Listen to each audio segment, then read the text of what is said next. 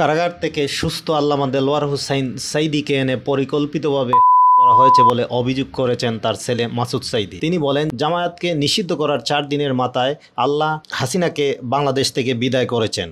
ফিরোজপুরে জামায়াতে ইসলামের মতবিনিময় সভায় তিনি এসব অভিযোগ করেন। মাসুদ সাঈদী বলেন, বাংলাদেশ থেকে ইসলামকে পর্যায়ক্রমে ধীরে ধীরে নিশ্চিহ্ন করার কাজে লিপ্ত হয়েছিল শেখ হাসিনা। হাসিনার হাতে বাংলাদেশের হাজার হাজার আলেমের রক্তে রঞ্জিত।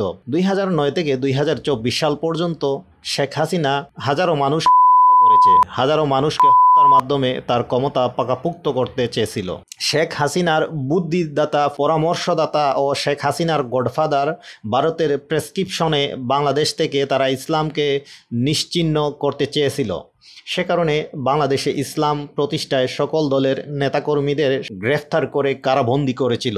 এ সময় অন্তর্বর্তীকালীন সরকারের কাছে হাসিনাকে ভারত থেকে ধরে এনে তার দৃষ্টান্তমূলক শাস্তি দাবি করেন তিনি।